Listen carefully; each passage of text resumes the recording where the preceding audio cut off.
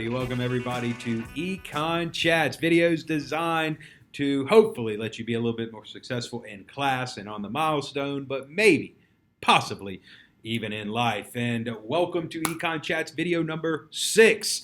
And I'm going to go ahead and warn you ahead of time, this one might be the longest Econ Chats video so far because we got a lot of important stuff to cover on this one, a lot of stuff in standards, but really, this concept that we're going to cover, mainly supply and demand, we're going to dig into it a little bit deeper.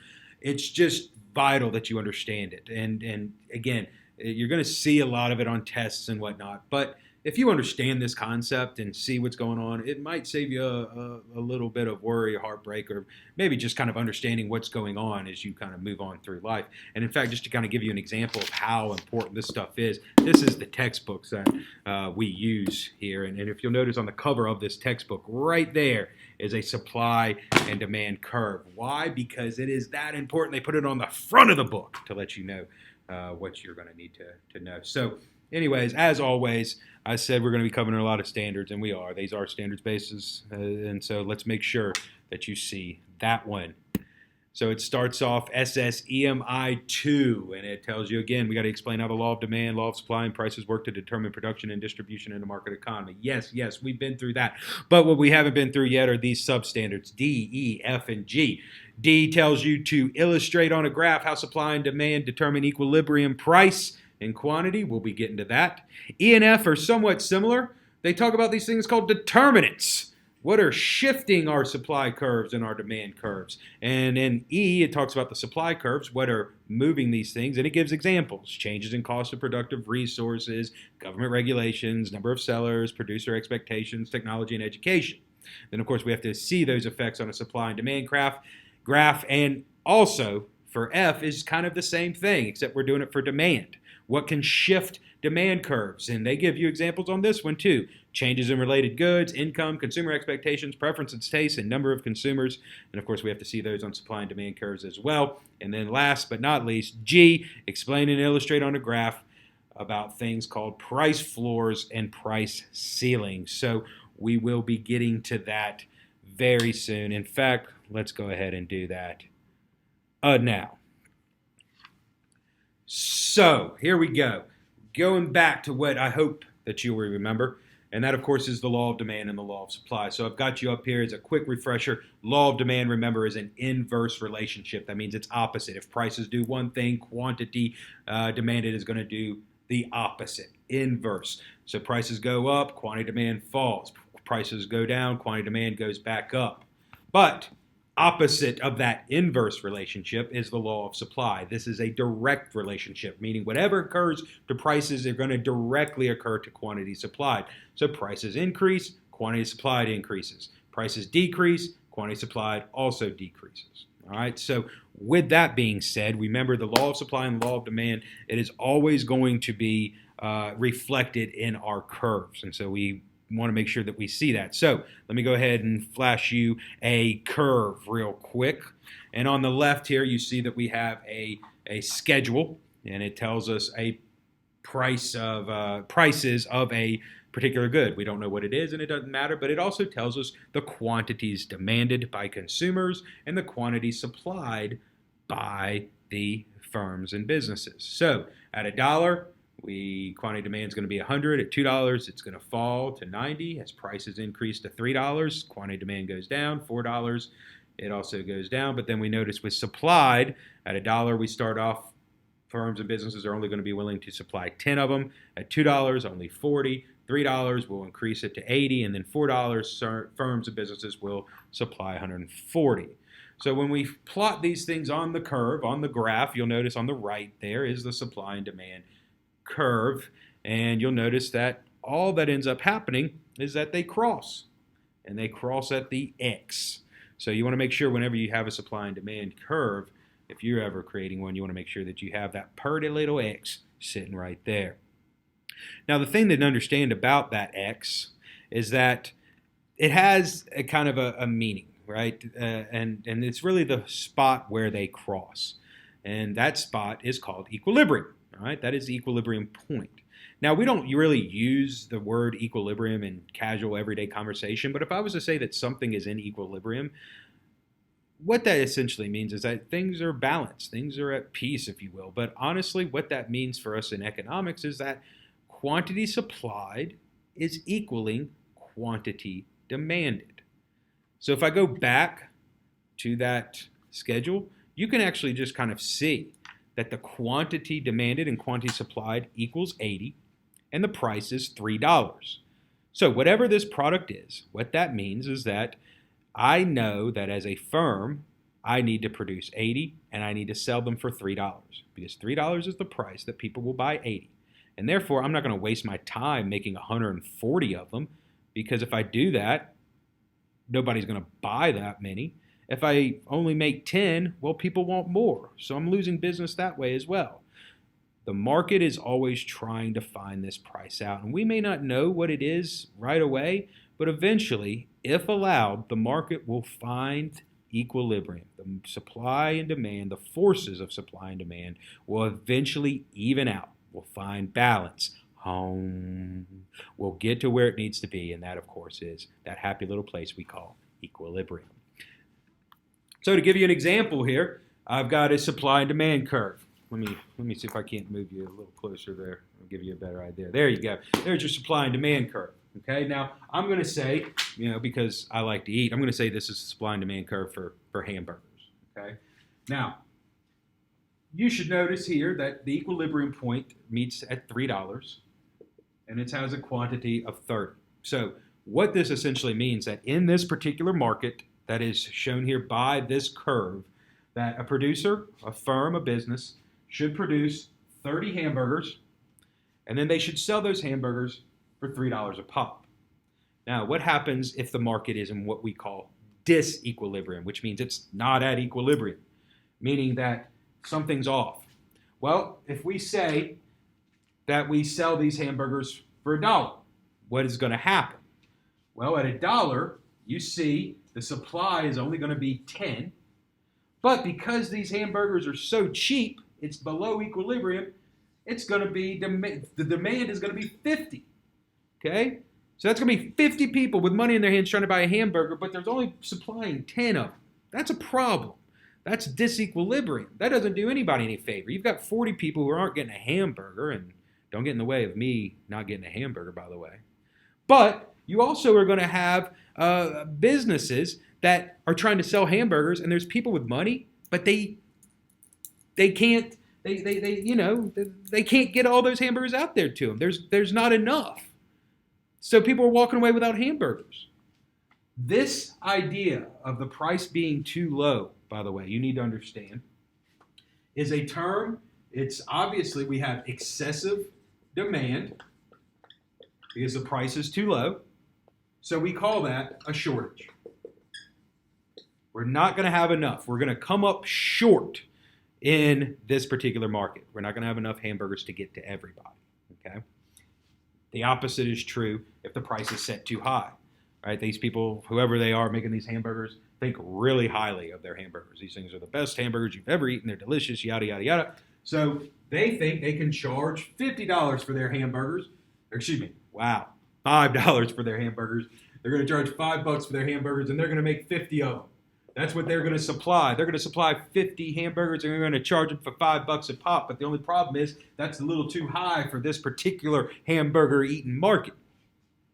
So the demand is only going to be 10. So now we have excessive supply. We're going to be sitting around, and we've got hamburgers sitting around just getting warm. They're turning gross, and they're not going to be as delicious anymore. They're not piping hot and all that other good stuff that makes hamburgers hamburgers.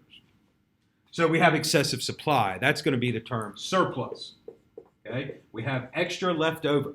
I'm sure you may have heard of an Army-Navy surplus store. Well, what that means is the government had a bunch of stuff left over, a bunch of extra stuff for the military, and they sell it to these retailers who then sell it back to the public. And so that just means extra. So the term surplus and shortages. You need to understand that shortages are caused by prices that are too low, but surpluses are caused by prices that are too high. Now, the question is, we always say that the market, if left alone, is trying to find its way to equilibrium, right? The market is always trying to get to equilibrium. So how does this happen? How do we find equilibrium? Well, most of you probably have already figured it out. We change prices. That's the best way. That's the easiest way to do that. So if I'm sitting here and I'm selling $1 hamburgers and I realize that I've got 40 extra people there and people are lined up out the door and they, are just going after these hamburgers because they're only $1 a piece, I'm thinking to myself, you know what? I can raise the price. And that's what businesses will do. They'll increase their prices if they realize they have shortages so that they can. Now, if the prices are too high and I'm sitting around with a bunch of extra goods that nobody's buying because they're too expensive, what will I do then? That's right. I'll lower that price. And businesses do that. That's what sales are all about. They don't just have sales because, they're feeling nice. They don't have sales because they like you. They have sales because they've got a bunch of extra products sitting around. They have a surplus of product, and they got to get rid of it. So let's lower the price. And that's what's happening with supply and demand. So equilibrium, shortages, and surpluses right there. So that's important to remember because there's that last thing, G, that talks about something like price ceilings and price floors and whatever. Right. That's what happens sometimes because the government gets involved in our market economy. Remember, we have a mixed economy in the United States. Businesses, individuals, and governments all making decisions. And occasionally, when it comes to prices, government will get involved. So let me give you a couple examples here. So you have, for example, the government interaction. Government will put in price ceilings or they'll put in price floors. And the price ceiling is always set below equilibrium. So price ceiling is something where they say, you know what, we can't have a price higher than this. Now, I know what you're saying. You're looking at these videos and you're like, man, this guy looks like he is the picture of physical fitness. I bet he can run real fast. Yep, you'd be right. I bet he is really strong. Yeah, that's true. And I know you're thinking, I bet he jumps really high. Indeed, I do. In fact, I would jump as high as I could right now just to kind of show y'all. But here's the thing. See, I'm in this classroom, and there's a problem. I can't jump as high as I really can right now. You want to know why? No, it's not gravity. No, it's not old age. No, it's not love handles. I've heard all of those before. No, the reason is, of course, is because of the ceiling up here. This ceiling prevents me from jumping as high as I possibly can because you say, if I jump as high as I possibly can, then I'm going to wreck ceiling tiles. Principal's going to be asking, what happened? And I'm going to get into a little bit of trouble all because I'm going to prove to y'all how high I can jump. So I'm not going to jump as high as I can because of this ceiling. The ceiling prevents me from jumping up as high as I want to. Now, remember when I told you that equilibrium is all about, markets try to find equilibrium and they'll change and shift prices. But see, government will come in sometimes and say, no, you can't do that. So the example that is often given is rent-controlled apartments. You see, in a lot of big cities, sometimes apartment is extremely expensive. And so what they would try to do in order to curb that would have put ceilings and say, you know what, this is the price that you can charge for an apartment. You can't go up above that amount. You have to keep it below that amount. And so the ceiling prevents prices from getting up to equilibrium.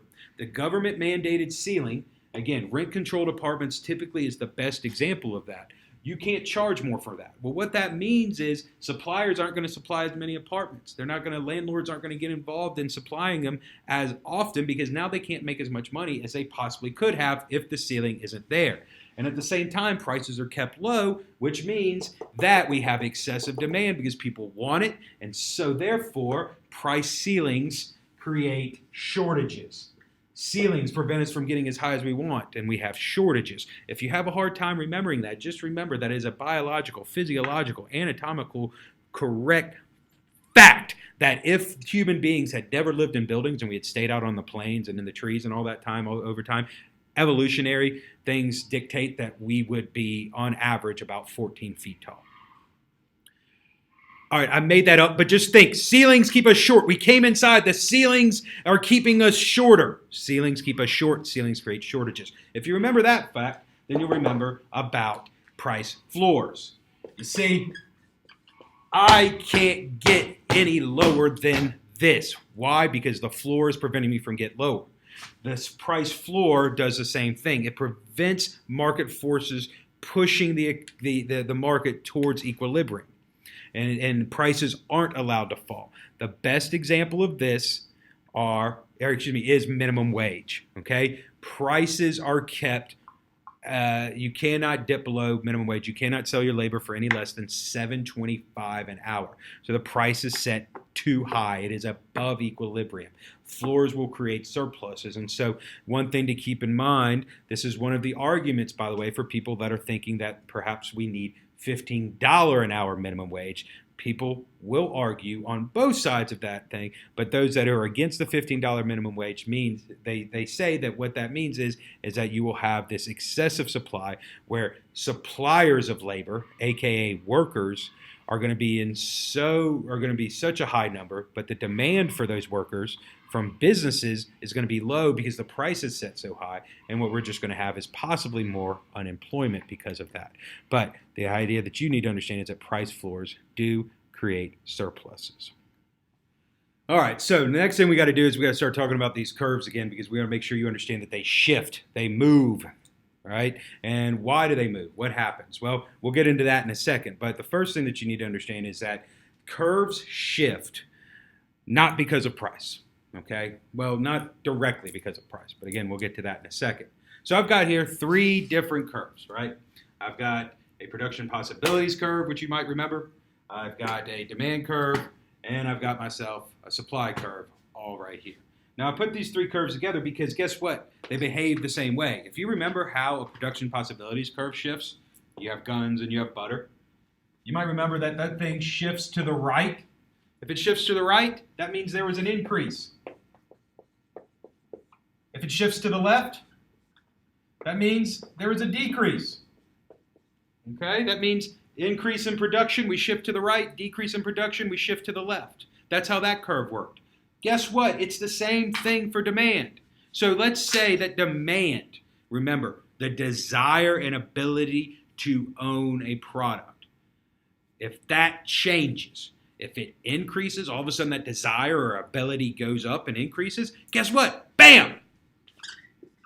That demand curve is going to shift to the right. We've got ourselves a new demand curve and it's shifted. Has nothing to do with the price of that actual item. Same way, if that curve shifts to the left, bam, bam. What that means is that the demand, the desire to own something, the ability to pay for it has also decreased. But again, nothing to do with the direct price of that item. So when we talk about the supply curve, right? I got myself a pretty little supply curve. So I got myself let's say the supply of a product goes down, right? Remember, supply is the willingness and ability of a producer to provide a good. So if the supply shifts to the left, guess what? Yes, that's a decrease, just the same as it was over here. And if the supply curve shifts to the right, yep, it's an increase. That means supply has gone up. Okay, so we know this curve shifts left and right. And we know that it shifts right if there's an increase. We know it shifts left if it's a decrease. So why do these things shift? What's causing all this if it's not really price? Let me show you. So now that we know that this thing is shifting, it's moving to the left, it's moving to the right. The demand curve moves left and right. The supply curve moves left and right. Make sure that you understand why, what's causing these things to shift, what's causing these things to move. And the thing is that it's not really always having to do with the price of that good. So let's make sure we give you some examples of those. So on the demand curve, you have what can move that demand schedule around.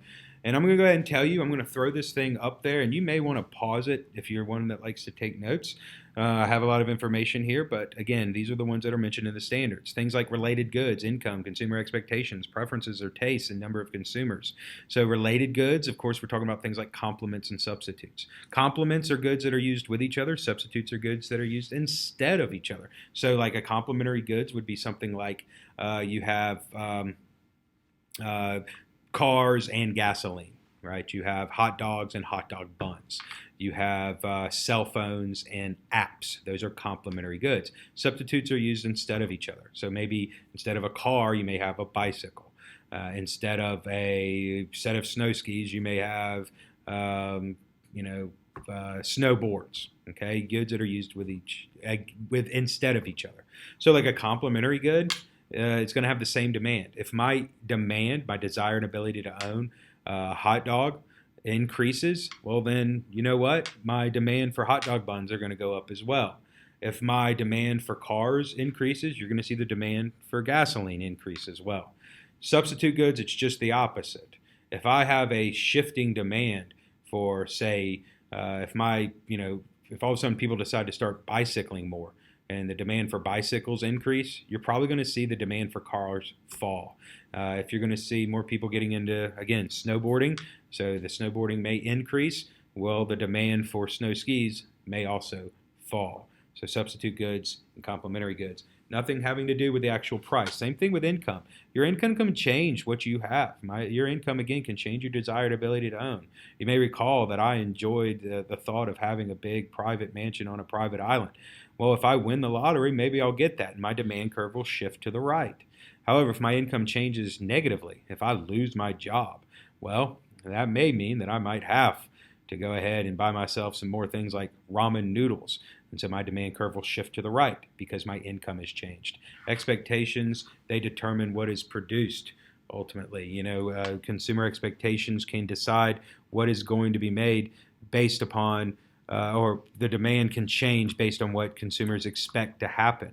So we saw recently with a hurricane, demand shifted to the right because people assumed that gasoline was going to be hard to come by. So all of a sudden, people's demand for gasoline increased exponentially because they were afraid of what the weather would do.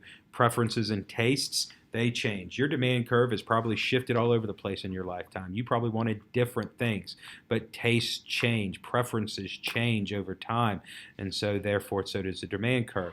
Keep in mind, last year, it seemed like everybody had themselves a fidget spinner. Don't see them as much anymore. It seems like demand curves are shifting to the left on that one because fads come and go. And again, probably the easiest is number of consumers. If we have more consumers in a marketplace, we're going to have more demand. If we have less consumers, we're going to have less demand.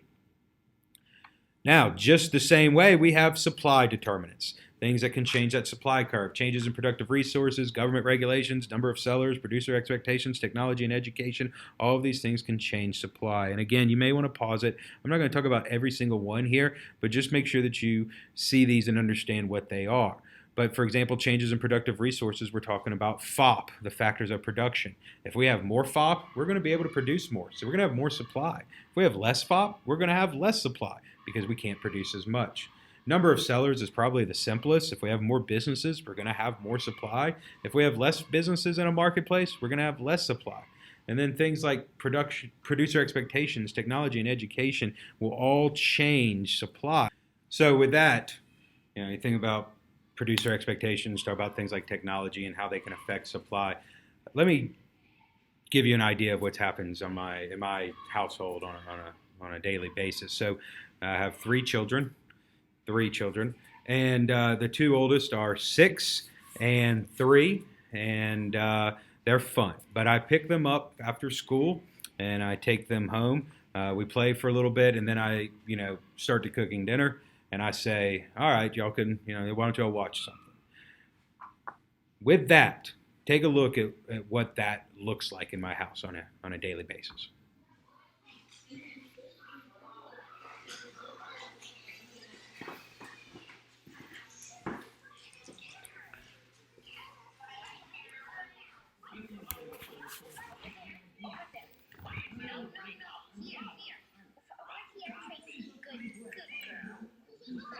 What are y'all watching? What are you watching? What are you doing? So it's kind of funny.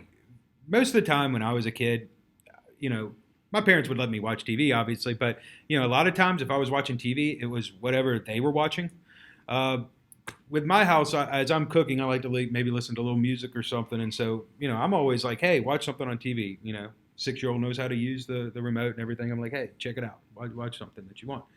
Well, recently, and probably over the past, I'd say, year or so, they're not interested in the TV. They don't want to watch TV. As you see, they want to watch the iPad. They want to watch a phone. That's what they like to do. And so with that in mind, when we talk about supply, you think about different technology and you think about producer expectations, there is talk that the idea of supply of televisions decreasing because maybe those won't be produced in the future as much because younger generations don't really use the television. The idea of having something physical in their hand that they can play with and that they can use is a little bit more appealing to that generation than even older generations now. And so it's always kind of amusing to me that when I was growing up, it was a big thing to be able to switch on the TV as a little kid and decide what it was I was going to watch.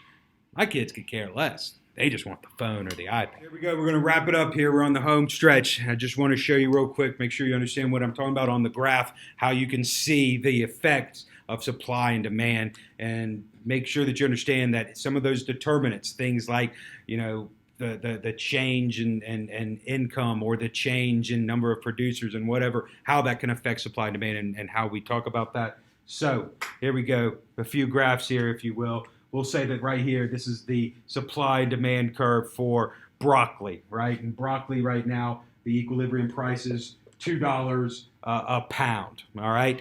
Well, let's pretend that something happens where there is a terrible drought and half the broccoli crop is wiped out, right? And all of a sudden, the people can't buy as much broccoli. There isn't as much broccoli available. So what we're going to do is you'll notice we'll shift this supply curve to the left because there's not as much broccoli. Hey, guess what's going to happen to the price of broccoli because of that change in supply? That's right. Broccoli prices are going to go up. Okay, let's talk about over on this one. Here's that same supply and demand curve also for broccoli. And we discover that broccoli prevents cancer. 100% known that if you eat broccoli, you will not get sick. And so what's going to happen? Well, the demand curve, the desire for people to own broccoli is all of a sudden going to increase. So, bam, we're going to shift that bad boy over to the right. When we do that, we have a new equilibrium price. Now people want that product a little bit more. Look what also happens. The equilibrium price of broccoli is going to go back up again. Okay? Now, here we go. Last two. We have a couple of other things here that are happening. Let's talk about the fact that we have this is the supply and demand curve for, let's say, gasoline, okay? And let's say this is actually the supply and demand curve for crude oil. Here's the supply, here's the demand. We'll say it's, I don't know, $80 a barrel. I have no idea, but I'll just throw that number out. That's the equilibrium price. Then all of a sudden, it's determined that, hey, underneath Columbia County is like a massive oil field, right? It rivals Saudi Arabia. Well, the supply of the supply of oil is going to increase. It's going to shift to the right. And now because we have a higher supply, look, bam. Yeah, the price is going to fall, all because supply and demand. And then we've got this one over here. Let's say, for example, this is the supply and demand curve for Expo markers, right? This is the average price. It's, let's say, $1.50 a marker. I'm not sure, but it's determined that something with the fumes and all that can cause blindness if you use Expo markers. Okay, what's going to happen? The demand is going to fall for Expo markers. People don't really want to go blind, so if they do want to prevent that, they won't buy Expo markers. So the demand for Expo markers is going to fall. Bam, it's going to plummet. And you're not going to have to pay very much for Expo markers anymore because of supply and demand. All right, so there we go. That's it. That's a whole bunch of stuff, I know, but you saw we had to cover a lot of standards, but that is a massive standard that you have to understand that information. Make sure you know equilibrium price, supply and demand. Make sure you understand these shortages and surpluses. Make sure you know those are caused. Ceilings keep us short by price ceilings and price floors, of course, creating surpluses. And then having an understanding of how these curves shift and what happens in new equilibrium prices are vitally important. I hope it made sense to you. If it didn't, please let somebody know. As always, I look forward to talking with you next time. Keep up the good work. Take care of yourselves. Thanks. Bye.